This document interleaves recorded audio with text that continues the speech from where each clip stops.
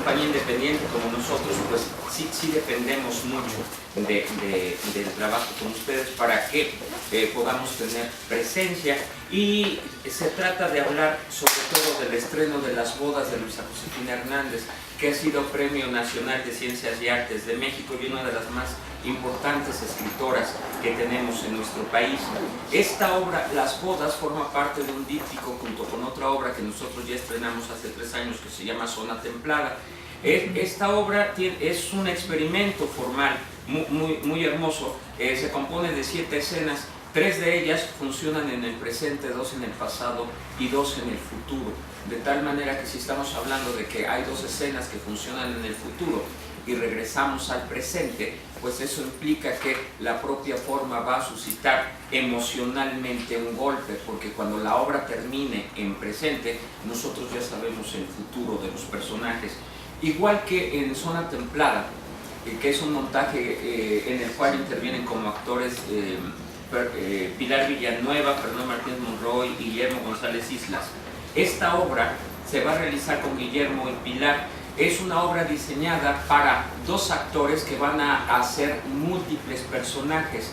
Eso tiene que ver con su tema.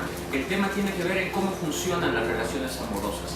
La autora está hablando de la manera en que inexplicablemente, misteriosamente, todas nuestras parejas terminan siendo, vamos a descubrir siempre, que todas nuestras parejas son el mismo tipo de persona.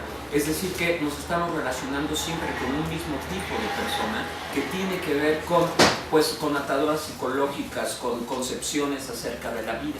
Y de eso trata esta obra. Esta obra es una obra realista, por lo tanto, implica que el espectador va a ver de manera compleja planteadas una serie de cosas que lo van a golpear anímicamente. Es una obra en donde la catarsis tan famosa y tan traída, llevada a cuento, tiene que ocurrir. Es decir, que lo que la obra tiene que aportar es la destrucción de nuestras ideas, de las ideas con las que nosotros llegamos a ver el teatro. Cuando nosotros llegamos a ver Las bodas, nosotros tendríamos una idea de las cosas, y cuando terminemos de ver Las bodas, lo que hay es el reconocimiento de la complejidad en la que realmente ocurren las cosas. No se trata de una obra romántica acerca del amor, se trata de una obra cruda acerca del amor. Entonces vamos a ver la zona romántica o el fracaso de la zona romántica para adentrarnos en que finalmente las relaciones amorosas van a fracasar porque el amor va funcionando por un lado, pero el carácter de las personas va funcionando por otro. Entonces, no sé si quieren ustedes hablar con los actores al respecto. Bueno, si nos pudieran ampliar un poco, ya nos hablaron de las 7 escenas, de los personajes, qué personajes van a ser, qué carácter tienen, y sobre la obra que dice 1874, estoy viendo el volante muy bonito del primer viaje científico. Si nos pudieran avanzar algo, incluso en la foto hay un detalle que dice un colado. Un colado. O sea, eso habla ya de algo de sentido del humor, si me pudieran hablar de eso. Entonces empezamos con lo de las bodas y ahora seguimos con 1874, Jorge Alberto Caballero Esclavo. Los personajes.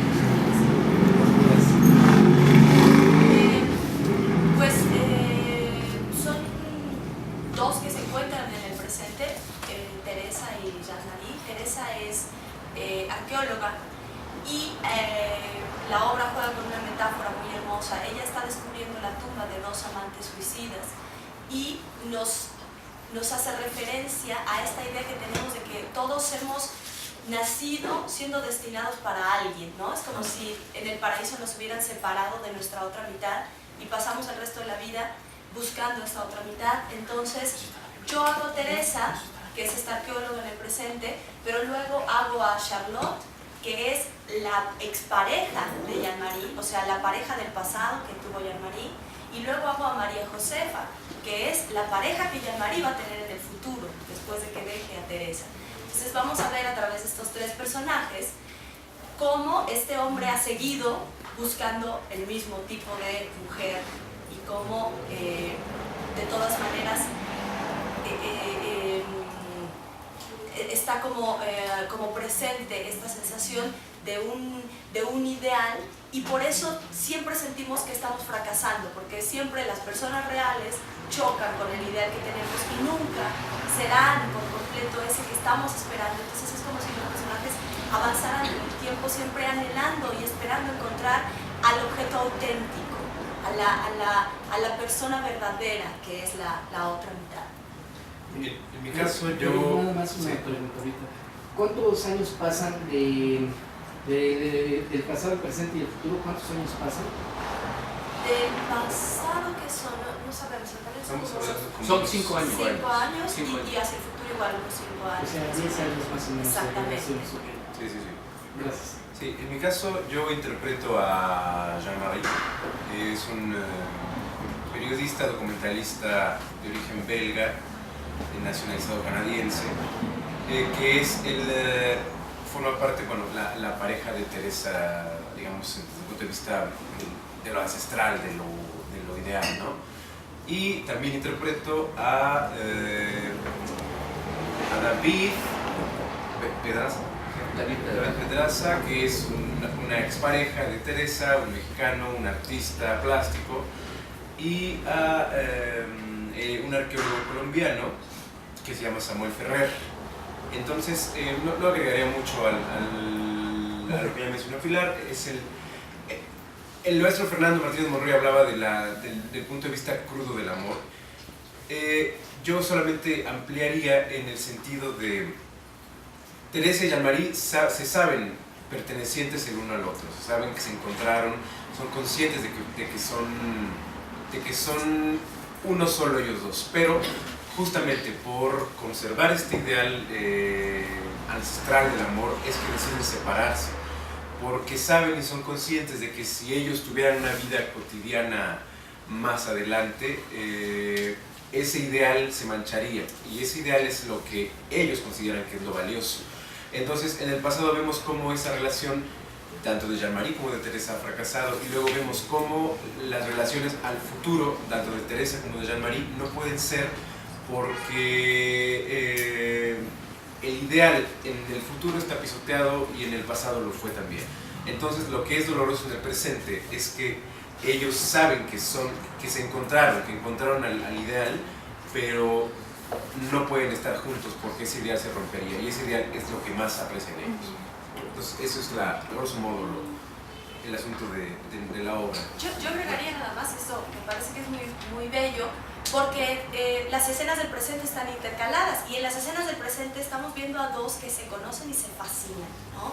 Tenemos una escena como de el momento en que dos personas hacen clic, como decimos, que uno conoce a alguien y viene esta sorpresa y esta sensación hermosa de sentir que algo podría pasar con esta persona. Y nosotros en las escenas del presente vamos viendo cómo va creciendo esa relación muy poquito a poco, pero al mismo tiempo, con las escenas de los otros tiempos, ya sabemos de inmediato que no va a acabar bien esto. Ya sabemos que no se van a quedar juntos. Entonces se vuelve muy triste ver cómo así nos ocurre a las personas, que muchas veces estamos empezando una nueva relación después de que ya hemos tenido una y otra, y cada vez empezamos la nueva relación ya con un poquito de ilusión desgastada, con un poquito, sí,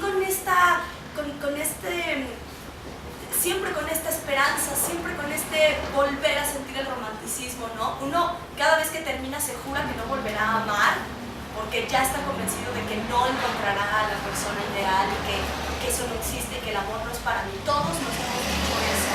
Y sin embargo, cada vez que conocemos a alguien más, el primer momento, este primer mes en el que empezamos a salir con alguien, en el que empezamos a hablar con alguien y en el que nuevamente abrimos la puerta a esta ilusión de decir, bueno, ¿y si a lo mejor ahora sí?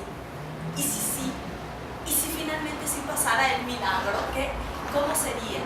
Y mientras vemos a los personajes estar viviendo esta ilusión, este estado de conocer al otro, de dejarse descubrir, que es tan lindo en los primeros momentos del amor, nosotros espectadores ya sabemos lo que les va a pasar, porque como decía Fernando, nosotros ya estamos viendo las escenas de su futuro, ya estamos viendo sus antecedentes, y eso hace que la obra sea profundamente conmovedora, profundamente triste.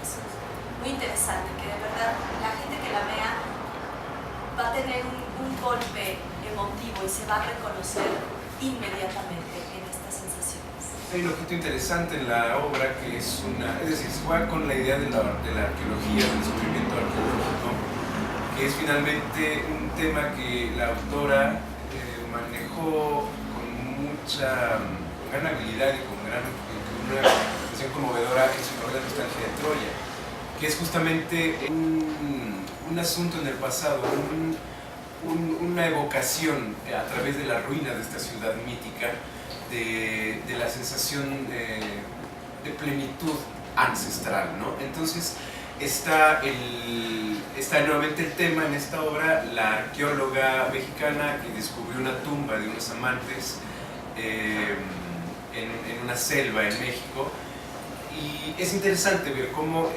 estamos nuevamente en el ámbito de lo ancestral y lo sagrado, ¿no? Descubrir una tumba de una civilización pasada le confiere como un aspecto mítico al asunto, y un objeto que es muy importante en la puesta, que es una vasija que la arqueóloga está reconstruyendo y que finalmente representa la síntesis de este ideal del que hablábamos, ¿no?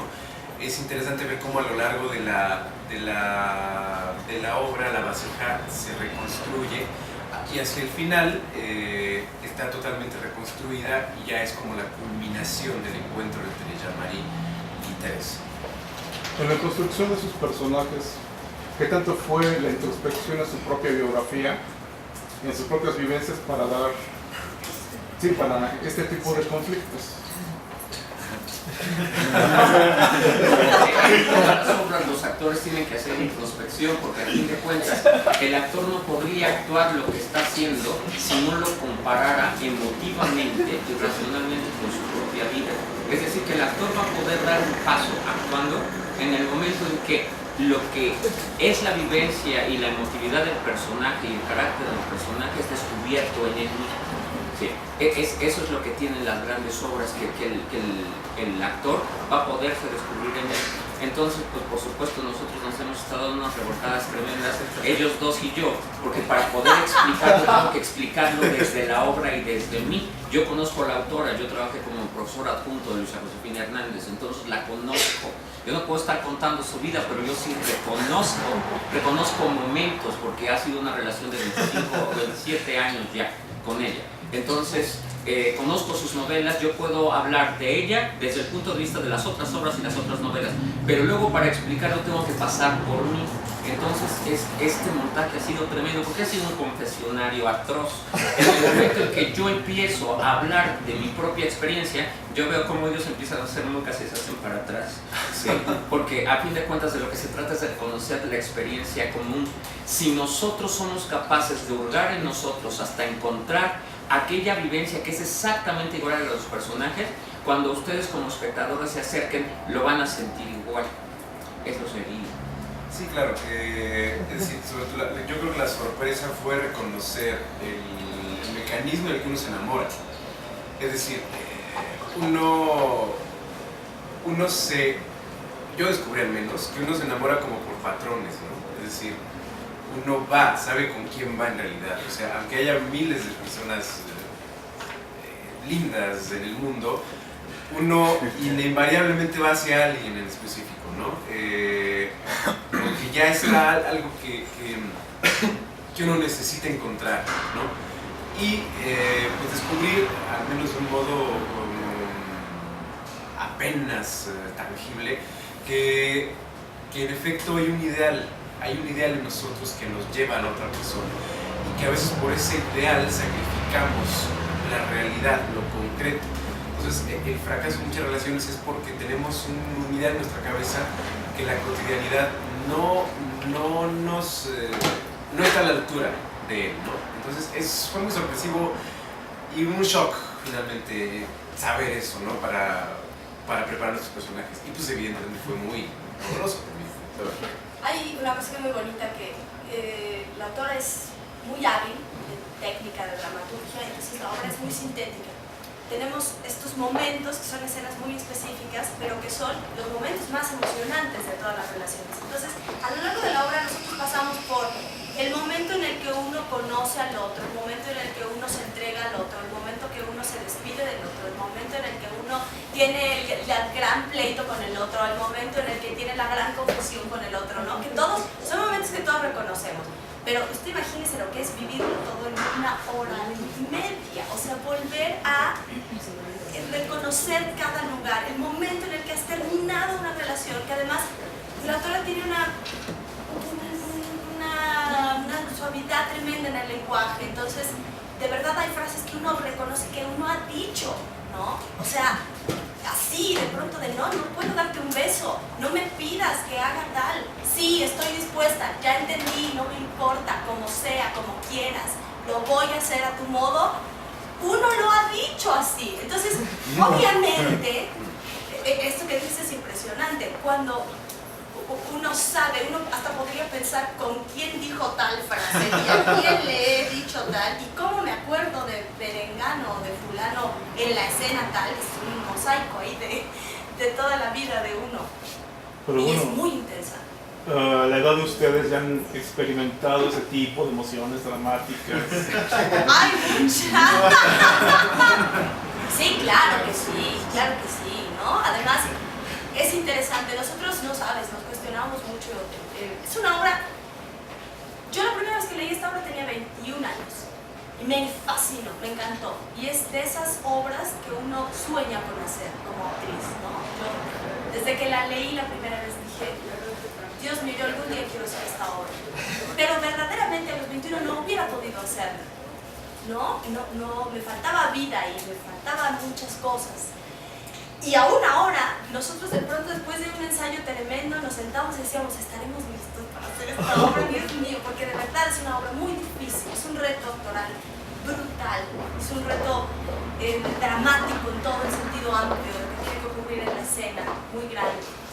Sin embargo, sí creo que nuestra edad nos permite saber algo, que es que en este momento de la vida uno ya ha tenido una serie de experiencias.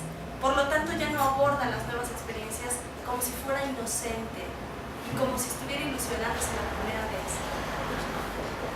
Creo que eso pasa con el tiempo, que ya tenemos un bagaje y entonces ese bagaje nos permite reconocer lo que va a funcionar y reconocer lo que no va a funcionar. Después de una cantidad de años, uno ya no puede hacerse tonto. Esa es la diferencia.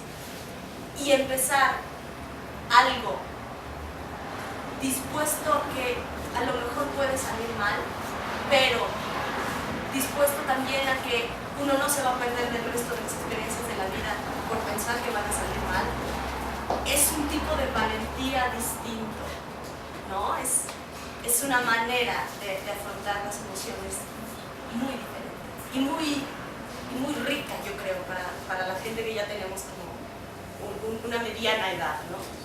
Yo creo que una de las cosas más dolorosas de la obra para nosotros también como intérpretes fue entender la sensación de gran desasosiego y un gran pesar que se experimenta al saber que cuando conociste lo ideal, el resto ya no será lo mismo y el resto será monótono, gris, triste, aburrido, es decir, toda serie de adjetivos en ese sentido, ¿no?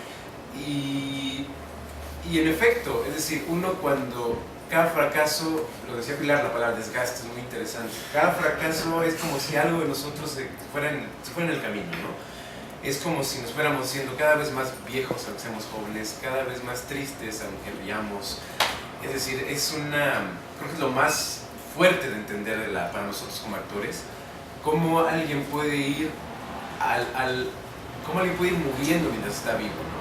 Hay un texto de la obra, una frase que dice, no moriremos, pero tampoco estaremos enteramente vivos. Es decir, nos encontramos, pero más adelante no vamos a estar del todo. Va a haber, podemos estar con alguien, pero habrá una tristeza permanente en nosotros que nos hará sentir muy mal ya para adelante, ¿no? Y eso, al menos para mí, no sé, para Pilar, fue como de las cosas más complicadas de entender y de asumir, ¿no? La sensación de que esto fracasó y de que en adelante fracasará. Yo ya encontré mi pareja ancestral y en adelante ya no la voy a tener. Y entonces todo lo que yo vaya a hacer va a estar condenado a la tristeza, al fracaso, a lo peor. Creo que eso fue algo muy doloroso comprender. En los 90s el tema se puso de moda, está patente en muchas obras. 90s y luego después del 2000. Ella, la autora, escribió primero Los frutos caídos en los años 50 y en Los frutos caídos se ve la misma situación. Ella está tremendamente enamorada, la protagonista está muy enamorada de un muchacho. Cuando siente que el muchacho se le va a declarar, ella hace un viaje tremendo hasta el sureste de la República y el muchacho la sigue. Y ella corta con él y termina con él, porque al cortar con él lo hace para proteger la relación, es decir que corta, el personaje allá se llama Francisco Marín y ella termina su relación con Francisco Marín para proteger a Francisco Marín de él mismo, es decir, este personaje renuncia a Francisco Marín porque sabe que si se relacionara con él, el ser humano que se llama Francisco Marín terminaría destruyendo la imagen que ella tiene de él y que es la que ama, pero el problema es que así nos enamoramos. En una película que se llama El marido de la peluquera, que es de los 90s, vamos a ver el mismo tema pero tratado de manera romántica. Y la protagonista, que es una peluquera que es guapísima la mujer, deja a su marido una carta, dice voy a la tienda y deja una carta, ya que ella se lanzó al río, se suicidó. El marido lee la carta y dice me voy porque si me quedara solo nos quedaría la ternura. Me voy antes de que te vayas tú, ¿sí? Porque luego solo nos quedaría la ternura y es lo que ella no podría soportar. Es decir que a fin de cuentas esa película, que es una película melodramática y romántica, está tratando el mismo tema, solo que allá el asunto es me mataré porque no soportaría que la relación siguiera por su rumbo cotidiano. Otras dos películas, que bueno, una es novela, Los puentes de Madison trata el mismo asunto, pero es posterior a las bodas, y finalmente el Titanic trata el mismo asunto. Esa mujer ha podido vivir una vida esa mujer que se iba a suicidar en el Titanic, ha podido vivir una enorme y larga vida de homenaje al muchacho al que le juró que viviría por él. Entonces no vamos a vivir la relación para que la emoción que está ahora dure hasta el día que yo muera. Es decir, este amor de ellos dos va a terminar el día en que uno de los dos muera. Entonces es muy tremendo ver las escenas del futuro, porque nosotros los estamos viendo enamorados y luego viene el par de escenas del futuro y ya sabemos que la relación no se dio. Las razones las sabemos finalmente hasta que la obra termina. Profesor, ¿y no hay alguna referencia hacia las culturas antiguas? Por ejemplo, en algunas variantes del hinduismo se habla de la rueda de la reencarnación, donde el que fue tu esposo en otra vida vuelve a ser en esta, y lo seguirá siendo. Está insinuada la reencarnación, no la aborda directamente, pero de lo que se trata es que en el momento, de acuerdo con la obra, en el momento en que uno se enamora, no está conociendo al otro, lo está reconociendo. Es decir, por eso se habla de un encuentro. Se hace la insinuación de que la tumba descubierta, en la tumba se descubrió que posteriormente se hizo muy famosa una foto de esto. Primero fue la obra y luego resulta que encontraron en Italia una tumba con dos esqueletos abrazados, como lo describe la obra. Entonces, de lo que se hace la insinuación, en el momento en que ellos están confesando el amor, ellos asumen que muy probablemente ellos sean los dos del abrazo de la tumba.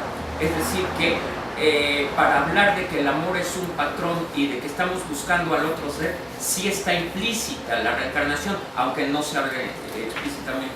Por ejemplo, en Drácula hace un pacto satánico porque su novia, Vlad Tepes hace el pacto satánico porque su novia se suicida.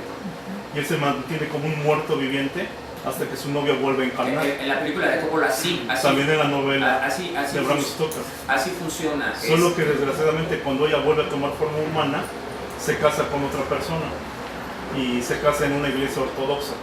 Por ende ya el vínculo no se podía romper. Es más o menos eso. ¿Sí? Es volver a reencontrarse una vez más. Sí. A partir, por eso funciona muy bonito la metáfora de los dos amantes en el abrazo que encontraron en la tumba. Cuando ellos van a separarse, bien, hay una tormenta espantosa y la tumba vuelve a quedar cubierta de lodo y cosas se pierden. ¿Sí? Entonces, lo que ellos no quieren justamente es que pase con ellos como lo de la tumba, por eso no van a manchar la relación teniéndola. ¿Sí? Van a sacrificar relacionarse en función de que el amor no se contamine. Sí, pero tiene mucho que ver.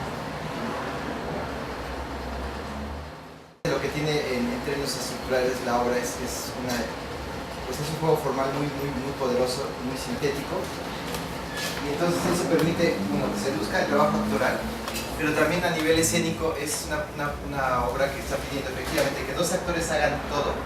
Y entonces lo que está ocurriendo ya a nivel de puesta en escena es una obra, se está apostando por un espacio tremendamente intemporal, tremendamente neutro.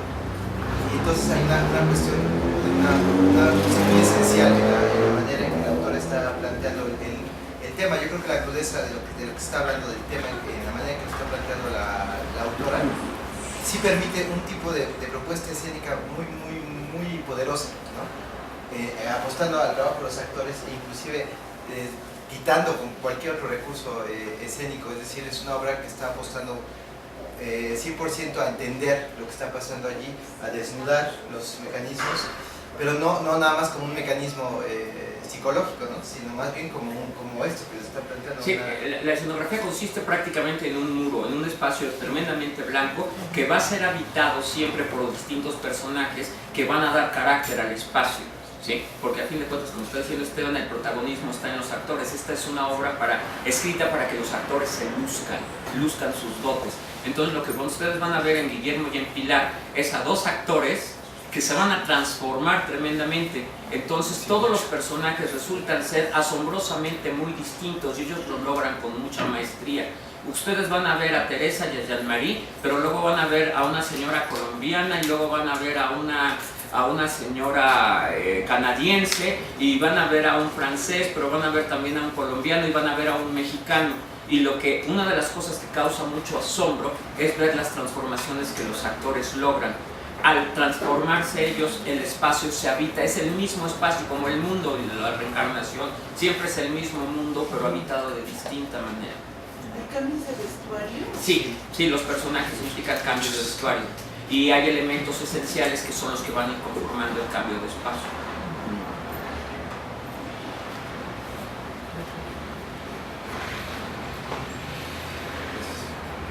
Las 7 escenas son corridas, secuencias. Son corridas. Sí, la autora lo pide, una referencia visual que nos permite ubicar el tratado del tiempo, que literalmente tiene que aparecer una proyección que dice pasado 1 tal lugar, pasado 2 tal lugar, futuro tal lugar, para que uno quede ubicado, porque si no estuvieran esas acotaciones la gente sí se confundiría, porque como son el mismo actor y la misma actriz, aunque no hablan igual, no se mueven igual, ustedes van a poder ver sutilezas en la corporalidad de ellos. Son distintas personas, tienen la misma cara, pero el cuerpo no funciona igual en un personaje que en otro. Eso resulta siempre muy asombroso para los espectadores. Y es el fruto de un trabajo enorme, muy largo y minucioso por parte de los actores. Sí, esta obra se trabajó aproximadamente como un año. El trabajo de detalle, es decir, de construcción de personajes. Una labor bastante ardua, justamente por esto. Hay una serie de cosas, insisto, de detalle de la construcción de cada personaje, empezando por el manejo del lenguaje, ¿no? Es decir, efectivamente es un francés que está hablando, efectivamente es una colombiana, entonces hay que tener cuidado en este tipo de detalles, porque justamente el asunto es ver lo que dice Fernando, ¿no? Ver cómo todas las personas siendo completamente diferentes son esencialmente las mismas, ¿no? Y eso es parte como de lo poderoso que la obra tiene.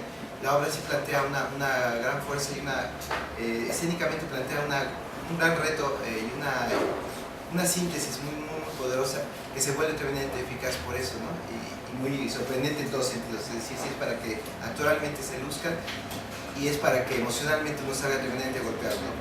Efectivamente por esto, por lo sorprendente que es verlo y al mismo tiempo por la emoción que genera, ¿no? Ahora no estamos hablando de pesimismo, estamos hablando de complejidad.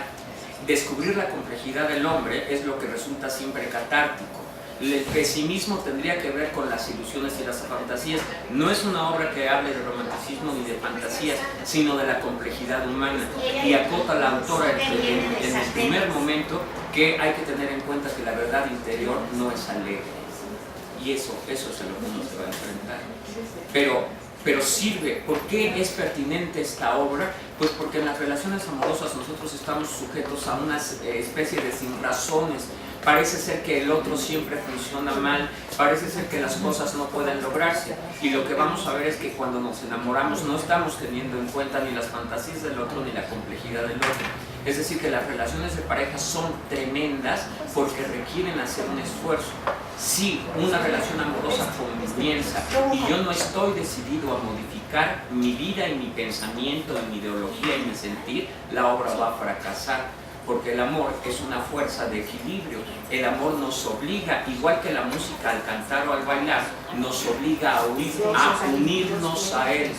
¿Sí? Y generalmente lo que hacemos es huir de él o darle de martillazos y adecuarlo a nuestra ideología, que siempre será más pobre que la propia.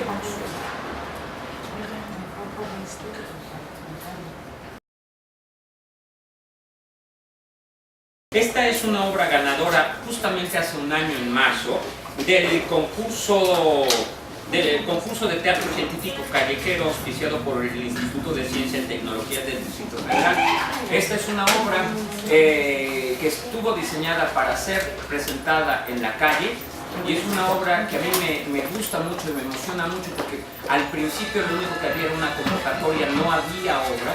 Y Jorge Alberto Caballero se dio la tarea de escribir la obra. Este es el segundo texto que montamos de Jorge Caballero, y Jorge Caballero siempre tiene muy buena mano, muy buen desarrollo dramatúrgico y actoral. Las dos obras que él ha escrito para nosotros y que se han montado han sido premiadas. ¿Sí? Las dos, la anterior fue Tesoro que nadie ha visto pero todo el mundo anhela, y esta que es 1874. Entonces, sí, pues la idea era hacer un texto, rescatar una historia que pues, fue muy gloriosa en esa época, a finales del siglo XIX. Se trataba de una comisión de científicos que tenía como propósito ir a estudiar el tránsito de Venus en Japón. Eso era lo interesante del asunto, que para ir a estudiar el fenómeno tenían que cruzar al otro lado del mundo. Y en esa época pues había que rodear por Estados Unidos, cruzar el océano. Pero además tremendo, porque no iban a San Francisco directamente porque nosotros no teníamos transporte desde Acapulco allá. Entonces salieron de la Ciudad de México a Veracruz, de Veracruz a New York, y de New York atravesaron todo Estados Unidos hasta llegar a San Francisco para poder tomar el viaje. Desde aquí comienza lo curioso y lo cómico del asunto. Lo curioso del asunto. Y entonces lo que importaba retratar hablar sobre un grupo que pues tenía ese noble propósito, ¿no?, de ir a estudiar el tránsito de Venus, y aparte era un síntoma positivo del desarrollo que estaba teniendo el país, en ese entonces gobernado por Sebastián Lerdo de Tejada, y las cosas iban muy bien. Lograron emprender el viaje a pesar de problemas económicos que siempre ha habido en este país. No se han librado de eso, pero lo pudieron hacer y tuvieron éxito con el estudio del tránsito de Venus.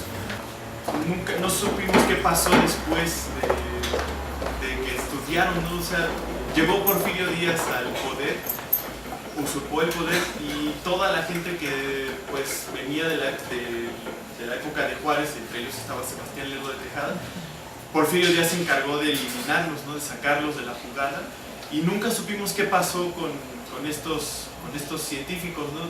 Y ellos hicieron grandes aportes para la ciencia, ¿no?, para el estudio de astros, de los cuerpos celestes.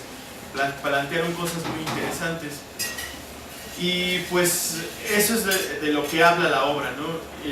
Lo jugamos en un tono cómico, ¿no?, un tono que sea ameno para toda la gente, que pueda divertirse, y pues que se lleven esta parte de la historia de México, que muy pocos conocen. Y bueno, la razón del colado ahí en el programa de Mano ese colado formaba parte de esa comisión astronómica. Ese colado fue el que se encargó de hacer, era el, ¿cómo se llama? El que se encargó de, era el relator, sí, era el que se encargó de hacer la memoria de todo lo que fue el viaje, y gracias a él es que podemos conocer la historia. De hecho, ese fue un requisito del presidente Sebastián Lerdo. Les dijo, bueno, sí van, pero tiene que ir alguien más que no sea precisamente Ahora, la pertinencia de la obra tiene que ver con lo que sigue ocurriendo en México. Este es un momento en el que acababan de derrotar a Maximiliano, acababa de morir Juárez, Lerdo de Tejada en el poder decidió que México tenía que tener presencia internacional, y qué mejor que hacerlo a partir de un hecho astronómico que iba a tener lugar en 1874 y que acaba de tener lugar en 2012, que es el tránsito de Venus. Es un momento en que está el Sol, Venus y la Tierra. Al interponerse Venus entre la Tierra y el Sol, podemos ver cómo Venus atraviesa el Sol, y esto pensaban ellos que iba a servir para determinar la distancia que había entre el Sol y la Tierra. A Lerdo de Tejada le pareció que era un muy buen momento de becar a una comisión para que fuera a hacerlo y que México se diera a conocer desde el terreno científico. ¿Qué es lo que ocurre? Que con la aparición de Porfirio Díaz pasa lo que pasa con los planes en México. ¿Sí? La ciencia y el arte tendrían que tener presupuesto autónomo y no tendrían que estar sujetos a ninguna condición. Es finalmente lo que la obra está diciendo. ¿Por qué? Porque si nosotros desde la ideología del gobierno actual becamos a una comisión, pero luego viene el siguiente gobierno, no hay plan ni artístico ni científico que pueda tener cabida, ¿sí? Porque el conocimiento no se da. Así como en la universidad es un problema que las autoridades entiendan que el conocimiento no tiene que ver con los semestres de 4 meses, ¿sí? El desarrollo científico y artístico no tiene que ver con los sexenios o con el tiempo que dure en el poder. Es decir, lo que está hablando la obra es de una cuestión tremendamente triste. Ellos hicieron el viaje, hicieron las mediciones, aparte las mediciones salieron mal, y lo único que quedó de todo el hecho en el que se invirtió tiempo, dinero, amor, esfuerzo, conocimiento, es que los nombres de esos científicos son los nombres de algunas calles de la ciudad. Pero lo más triste de todo es que nosotros vamos al Conservatorio de Coyoacán y no sabemos la calle de Fernández Leal. ¿Quién fue Fernández Leal? ¿Sí? Por ejemplo, y Fernández Leal es uno de los científicos que hizo el viaje. ¿Sí? Todo lo que quedó de ese esfuerzo loable del gobierno es que estos científicos de repente se perdieron en la nada, alguien les puso una calle, a una calle les pusieron su nombre y nadie sabe quiénes son ellos, de todas maneras. Eso es lo que se vuelve tremendamente triste, ¿sí? Que por un lado haya un esfuerzo, pero por el otro lado no haya la conciencia de que el conocimiento no puede estar ligado a las cuestiones políticas. Y eso en suma, es lo que condicionó el fracaso de esta experiencia. En la obra se toma como referencia que don Porfirio era enemigo de Sebastián Lerdo de Tejada. Sí, claro que sí. Cuando llega, corta todas las cabezas, sean buenas, sean malas. Sí, de eso se ve en escena. Eso fue un cambio mucho más drástico que el que está ocurriendo ahorita en México. Porque esto fue un regreso del PRI concertado. Pues sí. Ahora bien, sí, eso aparece en escena. Y la obra está planteada en un tono en que pueden disfrutar los adultos y los niños. De hecho, esta obra ha sido solicitada muchísimo para funciones con niños en el Universum y así. Sí, hemos tenido la suerte de participar en el festival Puro Teatro. Entonces estuvimos en Tlaxcala del IMSS, estuvimos en Tlaxcala, bueno, que es para niños, en Toluca, y bueno, hemos ido a dar funciones a León, Guanajuato, acabamos de regresar de Tampico, a Tlaxcala. Entonces ha tenido como mucho éxito, y lo que es muy interesante es el planteamiento, la manera en que Jorge logra plantear una serie de temas muy delicados como está planteando Fernando, porque explica de una manera muy sencilla, muy directa, un problema político muy severo del país, plantea de una manera muy directa un problema científico, lo plantea con una claridad brutal que resulta muy sorprendente, porque nos sorprendió mucho que fuimos a León y nos invitaron a la Facultad de Astronomía justamente a presentar la obra. Y bueno, estaban encantados los astrónomos porque dijo, es que lo explicaron mejor que como yo lo había podido explicar. Y luego vimos una conferencia y terminó el astrónomo diciendo que era lo que había explicado en la obra, ¿no? Era muy interesante eso, y lo explica de una manera tan coloquial y tan divertida. Y bueno, eso es una de las cosas que creemos que el teatro se tiene que lograr, ¿no? Es decir, esta posibilidad como de explicar cosas de una manera muy sintética, muy divertida, muy entretenida, y que al público le deje pensando cosas que de otra manera se volvieran como tremendamente áridas, ¿no? Sí. Ahora, la obra es tremendamente divertida y el final es tremendamente triste, muy triste. Y los que más lo han asumido con tristeza son justamente los astrónomos, los físicos y los químicos que la han visto. ¿Sí? Pero es que ellos saben que es así. Es decir, un proyecto en la universidad podría quedar inconcluso por falta de presupuesto en un cambio de rector, por ejemplo. ¿Sí? Y entonces, de nada sirve, porque estatalmente no sirve todo lo que se ha invertido, como ocurre con el teatro. Cuando el gobierno subvenciona el teatro, ya sabe que va a pérdidas porque no se va a recuperar la inversión. Pero como eso es un presupuesto ya dado para eso, el gobierno cuenta con la pérdida, sin tener en cuenta que la pérdida económica de todas maneras termina siendo una pérdida cultural y artística, porque eso baja el nivel de las obras.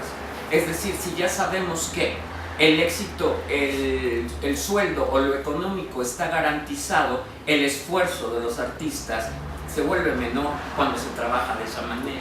¿Sí? Pero es lo mismo aquí. Si ya sé que estoy matándome por lograr un proyecto que peligra en el cambio de sexenio o en el cambio de periodo político, y porque estamos sujetos a un presupuesto, pues entonces la necesidad sería que hubiera un presupuesto libre de toda connotación política. Pero eso es lo que se vuelve muy triste, porque fue un esfuerzo tremendo en el que se invirtió tiempo, conocimiento, amor, dinero, un viaje tremendo que se habla en la obra en que terminaron los científicos. Uno tiene una tienda de artículos fotográficos, dos de ellos se dedicaron, otro se dedicó a la astronomía, otro se dedicó infructuosamente a seguir haciendo investigaciones, pero por supuesto que esto termina frustrando y amargando, porque los artistas y los científicos tenemos ego y somos seres humanos. ¿Sí? Ese es el problema. Perdón, sobre la puesta en escena, ¿cómo es? ¿Cuántos actores, cuántos actos, cómo va a estar armado? La puesta en escena, bueno, es una obra formada de 6 escenas. En realidad es un solo acto, es una obra corta, dura 50 minutos ya con toda la puesta en escena. Lo que se trabajó justamente siguiendo la línea de Jorge es justamente sobre el tono fársico. Y el trabajo corporal. Y el trabajo corporal. Es una obra tremendamente corporal en el que lo que se va construyendo con los actores es un trabajo como de relojería, ¿no? Perdón, los actores hacen los barcos, es decir, hay un barco, pero surge del propio cuerpo los actores, ellos hacen el observatorio, es decir, todo está hecho corporalmente por los propios actores. No hay escenografía, lo que hay es vestuario, instrumentos, utilería, hecha de materiales reciclados, que era la condición del concurso. Y esto tiene que ver básicamente con que, bueno, la idea es que era una obra de teatro hecha para calle. Entonces justamente no podríamos hacer una obra de teatro para calle pensando en que se va a echar todo un discurso enorme, porque no perdemos la atención del público. Entonces justamente la manera en que se resolvió fue con esta serie de juegos escénicos. Es un trabajo de juegos, juego de imaginación, de creatividad, para que justamente el público pueda divertirse mucho con lo ingenioso que se van resolviendo las cosas, es decir, esto que algunos personajes hagan a los barcos, los objetos, en fin, la transformación de los objetos, ¿no? Entonces es un trabajo sobre objetos, sobre diseño corporal. Y sobre música, porque tenemos dos percusionistas y los instrumentos, como tenían que ser reciclados, los instrumentos son ollas, cazuelas, sartenes, tenemos nuestro garrafón de agua, ¿sí? De una marca comercial, tenemos que viajar con eso porque está afinado, pero todos los instrumentos son instrumentos reciclados y la música termina siendo muy agradable, muy bonita. Entonces, por un lado están las percusionistas a la vista del espectador y por el otro están los actores y están interactuando. la gente queda muy fascinada de ver cómo se construye el sonido, que es algo que el teatro ha perdido. El teatro, todavía cuando yo era niño uno podía ver el teatro con la orquesta y sonaba la obertura y sentir la música y era palpitante y escalofriante. Es una cosa que hemos perdido, ahora todo es grabado, pero en esta obra la música es en vivo, está a la vista del espectador y para los niños resulta tremendamente mágico cómo un sonido generan la música, ¿sí? Porque además está la corporalidad de las ejecutantes y ver a un músico tocando es muy distinto a asumir una grabación, es decir que todo está ocurriendo en vivo y sí se vuelve muy emocionante y es muy divertido. ¿Cuántos actores? Somos 6. Los 4 exploradores, el colado y quién más. Son los 4 exploradores, que son Díaz Covarrubias, Agustín Barroso, Agustín Barroso, Francisco Jiménez y Fernández Leal, justamente. Son los 4 y hay 2 actores que hacen a otra cantidad de personajes, que es lo que es muy divertido, porque justamente el juego ha sido ese, crear personajes de manera muy instantánea. Entonces el espacio está vacío, no hay nada, y entonces los actores hacemos absolutamente todo, o sea, construimos el barco. Hay un momento, insisto, es un juego, toda la obra es realmente apostar al juego. Yo creo que ha sido muy interesante porque hablamos de cosas muy profundas, muy interesantes, muy difíciles de entender, la ciencia, la astronomía, la situación política del país, a través de un juego, ¿no? Y entonces, por ejemplo, la última función, había un niño que estaba botado de la risa. Toda la función, o sea, yo creo que se tiraba al piso a reírse. Y eso es muy interesante, justamente porque se logra conectar muy rápidamente con lo que está pasando. Entiende cosas que pueden ser tremendamente, como podrían parecer tremendamente áridas, de una manera tremendamente directa, ¿no? Y eso es pues tremendamente conmovedor. Ahora, pues, si ustedes pudieran ver las 2 funciones se darían cuenta del trabajo estilístico que es diametralmente opuesto al de las bodas, sí, pero eso es la ideología con la que nosotros trabajamos. A nosotros lo que nos interesa es la obra que queremos poner y nosotros vamos haciendo un trabajo estilístico adecuado a ella. Es decir, no somos una compañía que esté trabajando con una idea fija ni con un estilo fijo. Nosotros nos ponemos a estudiar, nos ponemos a trabajar, ahora que hablemos de Sola lo vamos a ver, nos ponemos a trabajar para lograr el estilo que el texto está pidiendo, ¿sí? Y el estilo de las obras está determinado por lo que quiere decirse acerca de la realidad. Entonces, cada tema escoge su propio estilo y cada vez que escogemos una obra, nosotros nos preparamos para realizarla dentro del estilo. Ya nada más para cerrar, tuvimos ahorita una corta temporada aquí en el Foro Contigo América, todos los jueves, fue el 4, y este jueves 11 es la última función ahí en Contigo América a las 8 de la noche, es entrada libre, con un donativo voluntario, se le pide al público un donativo voluntario, y en septiembre, después de las fiestas patrias, más o menos, estaremos en temporada en el Foro La Gruta del Centro Cultural Helénico. Que ya los invitaremos para anunciarlo. Todos los domingos a la 1 de la tarde. Solo como referencia, ahorita de aquí a Japón son como 18 o 20 horas en avión. ¿Cuánto hicieron o cuántas horas o cuántos días se hicieron? Eran 3 meses. 3 meses de viaje. Sí. Que además esa es otra cosa temáticamente muy bonita porque juega él con eso.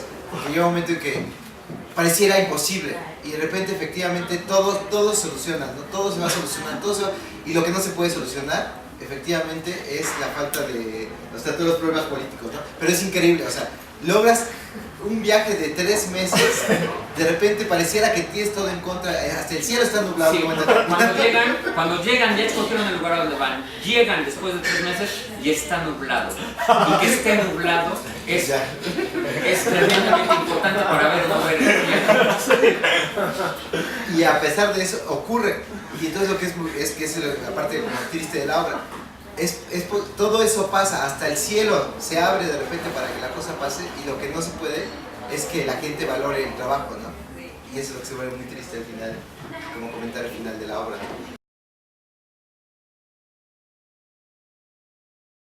La otra cosa de la que queríamos hablar y de la que vamos a tener próximamente temporada, todavía no tenemos las fechas ni el lugar, pero nosotros los avisaremos, es de Sola, que es un espectáculo de improvisación basado en los clásicos. Pilar Villanueva y Guillermo están regresando hace rato, en la madrugada regresaron de Perú. Ellos fueron a un encuentro de improvisación dentro del cual México salió triunfador, ¿sí? Guillermo estuvo improvisando la música, Pilar Villanueva improvisando dentro del, ahora ya nos va a decir, dentro de este encuentro, y luego presentando el espectáculo de Sola. Sí, dentro del teatro de improvisación se hacen muchísimos encuentros internacionales de competencia. Entonces se organizan, hay un gran movimiento en Latinoamérica, en Europa y en Estados Unidos, ¿no? De competencias de improvisación. Nosotros fuimos invitados a participar en el Impro Grammy de Cusco, Perú, a jugar catch de improvisación. Hicimos una gira de la compañía de arte y teatro integrada por David Amador y por mí, y nosotros jugamos como equipo mexicano dentro del catch. Guillermo estuvo haciendo la musicalización de los partidos. Son funciones de teatro en las cuales dos grupos de improvisadores resuelven una serie de retos que un árbitro presentador va poniéndoles. Es una competencia. Finalmente el público va votando y nos va diciendo quién es el que ha resuelto mejor este reto de contar historias improvisadas, de jugar retos de ingenio. Y acá se trata de un encuentro internacional.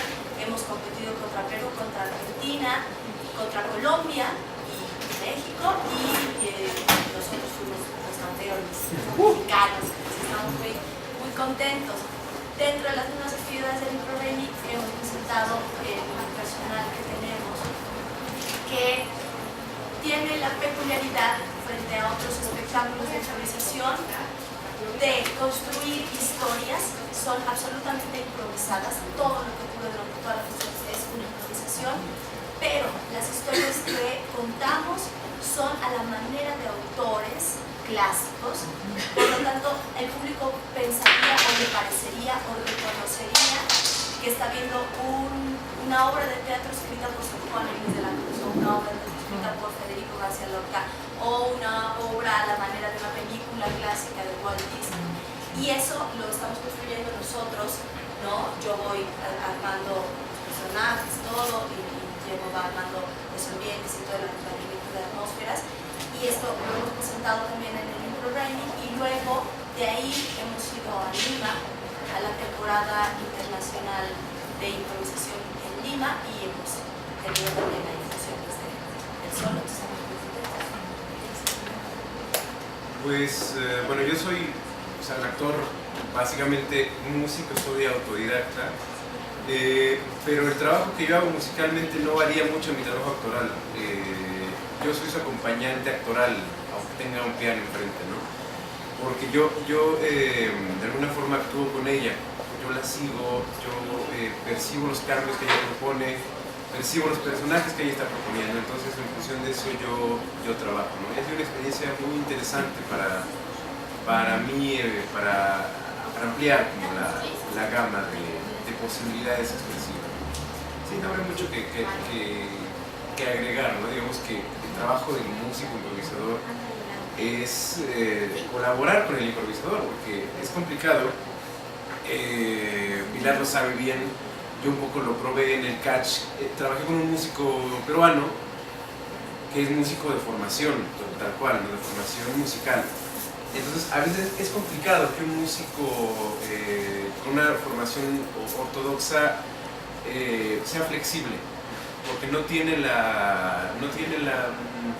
mentalmente no está tan preparado, ¿no? O sea, el músico sabe cuál es su asunto, sabe cuál es su partitura, toca su partitura. Entonces en la improvisación es al contrario, ¿no?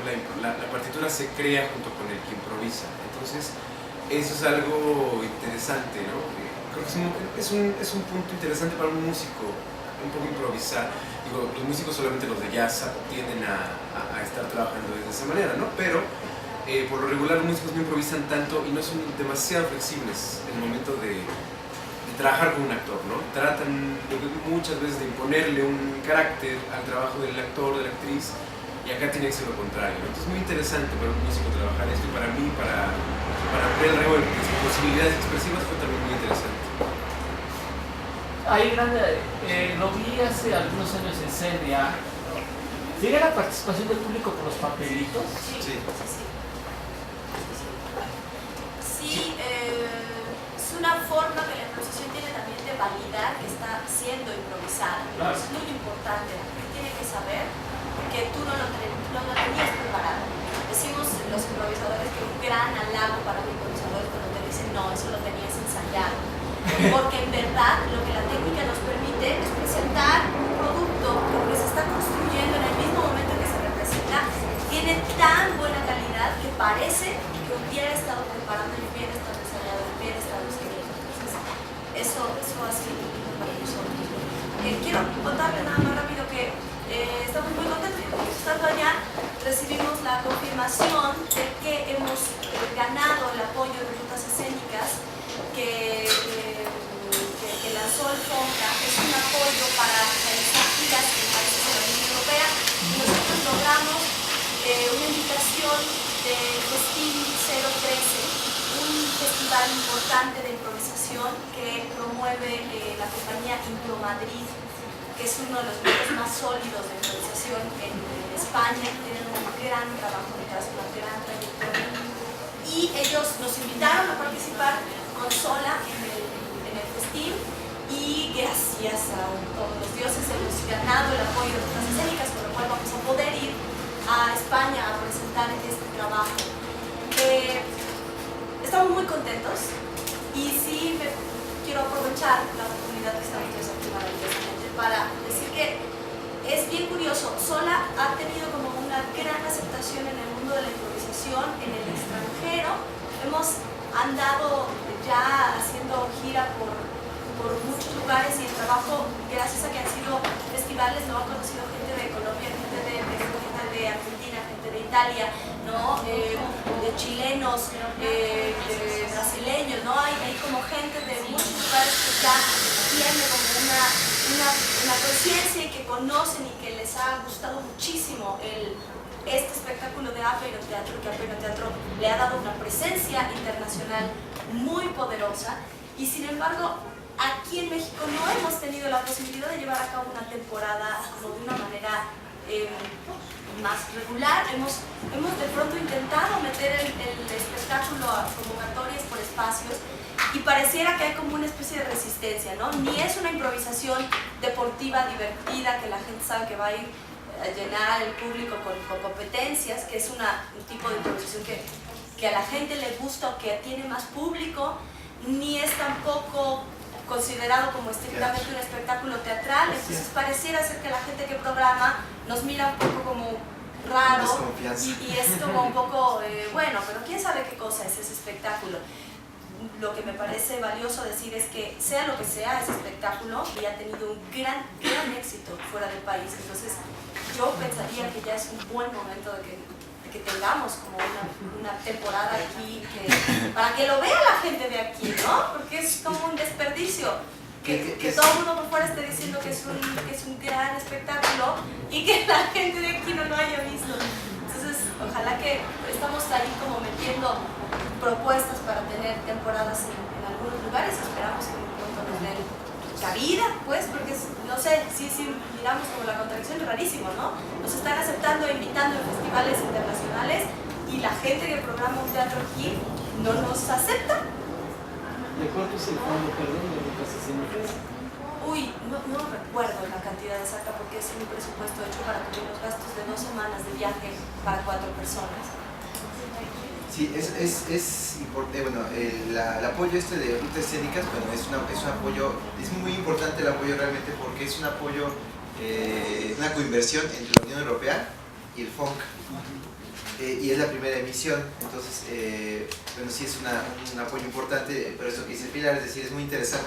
Tiene mucho que ver con la obra de Jorge, ¿no? Es un momento en que, efectivamente, como dicen en el dicho, nadie es profeta en su tierra, es un momento en que en otros países te reconocen y aquí se vuelve un desperdicio, efectivamente, hay una falta de valoración con respecto a las cosas que hacemos en este país.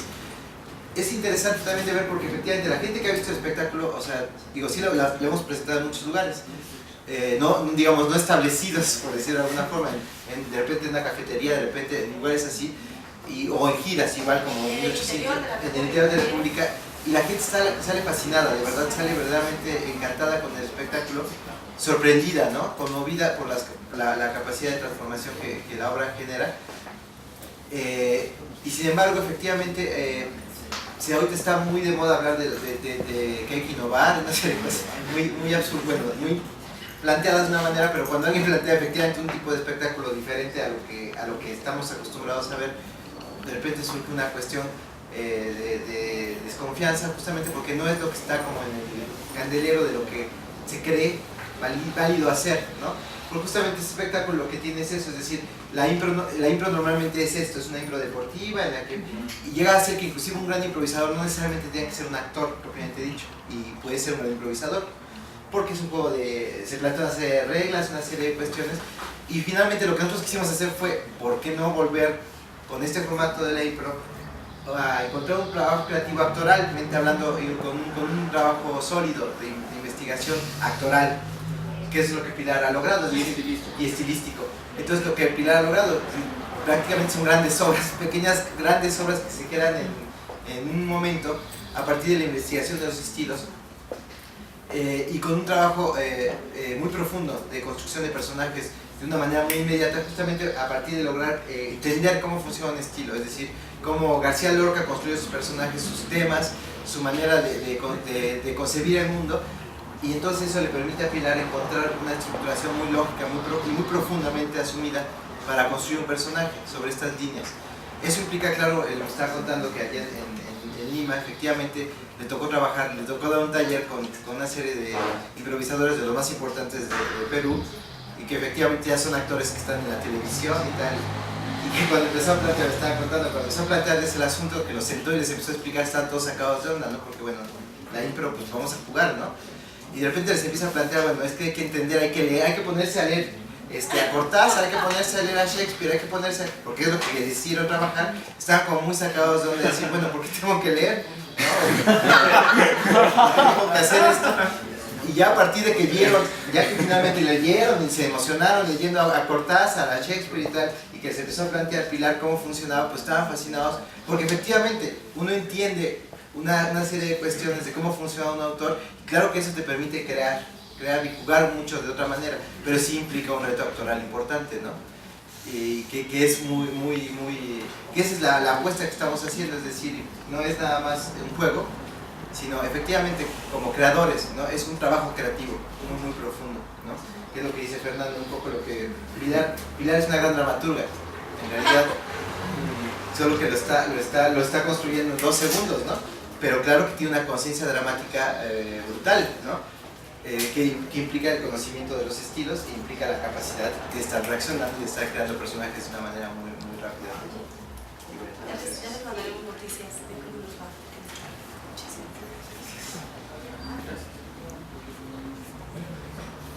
Pues hay algo más que quieran comentar. Vamos a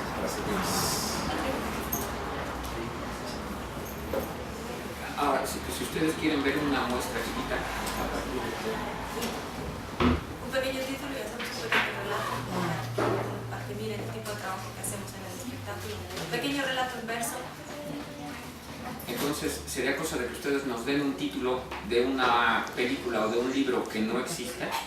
Se lo dicen a Pilar y Pilar en este momento. Una frase. Tu decencia, a ver, esta era para Berlusconi. Tú eres más alto que tu decencia. Uy. Vamos allá, así para ver. Yo lo relato. Sí, con Sí. Voy a hacer un pequeño relato. Entonces, ¿tú eres más alto que tu decencia?